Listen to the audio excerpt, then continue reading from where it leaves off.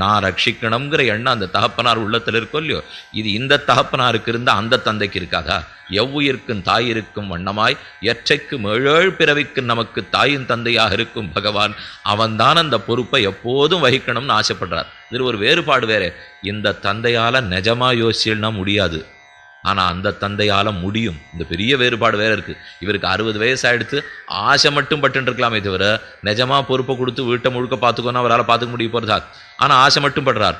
பகவான்கிட்ட அப்படி இல்லை, ஆசையும் பட முடியும், செய்யவும் முடியும். அப்படி இருக்கிறச்சே ஏன் அவர் ஆசைப்படாமல் இருக்க போகிறார்? அதனால் நமக்கே பறை தருவான்.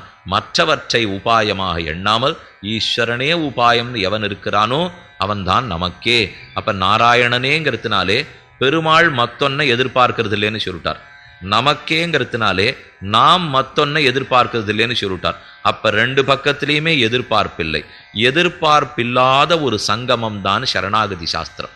இவனும் அவனிடத்துல எதையும் எதிர்பார்க்கறது இல்லை, அவனும் இவனிடத்துல எதையும் எதிர்பார்க்கறது இல்லை. ஒரு தாயார் பிள்ளைக்கு சோறிடுகிறாள்னு சொன்னால் எந்த எதிர்பார்ப்பில்? ஒரு எதிர்பார்ப்பும் இல்லை.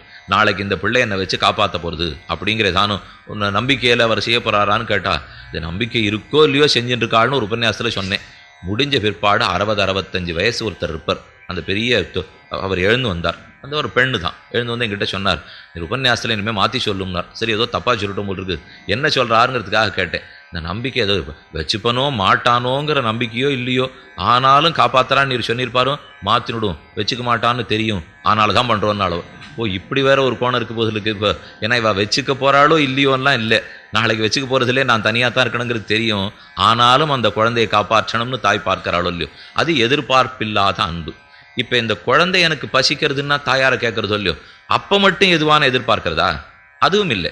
இந்த வயசான பிற்பாடு வேணால் நம்ம எதிர்பார்ப்பு ஆரம்பிப்போம் தவிர 3-4 வயசு குழந்தைக்கு ஒன்றுமே தெரியாது, அதுக்கு தாய் அன்பு மட்டுமே தான் தெரியும். அப்போது ஒரு 3-4 வயசு குழந்தைக்கும் தாயாருக்கு என்ன தொடர்பு இருக்கணுமோ அதே தொடர்பு தான் நமக்கும் பகவானுக்கும் இருக்க வேண்டும். அதனால தான் ஆண்டாள் அந்த 5 வயசே தாண்டலை. மற்ற ஆழ்வார்களுக்கெல்லாம் வயசாயிடுத்தே, ஆண்டாளுக்கு 5 தாண்டலையேன்னு சொன்னால் அதில் தான் அப்பழுக்கற்ற காமம் இருக்கும். அந்த அன்பிலே ஓர் குற்றம் இருக்காது. அந்த குற்றம் இல்லாத அன்பு தான் இடைச்சிகள் அனைவரிடத்திலையும்.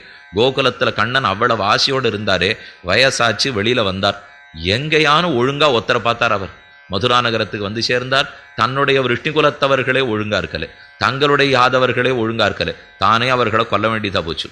சரி, எதிர்த்த மாமனாவது ஒழுங்கா இருந்தானா, கம்சன் அதை விட ஒழுங்காக இருக்கலை.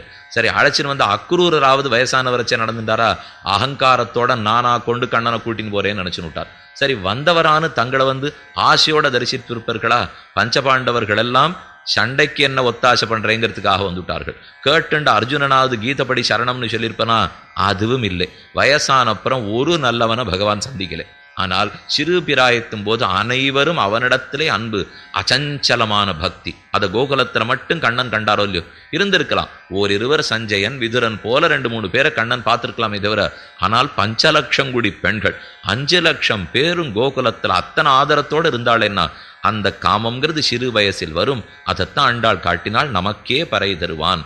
அப்ப நாராயணன் தருவான், நமக்கு தருவான். நாராயணன் தான் கொடுப்பர், நமக்குத்தான் கொடுப்பர். ஏது கொடுப்பர்? பறை தருவான். பறைனா கைங்கரியம்.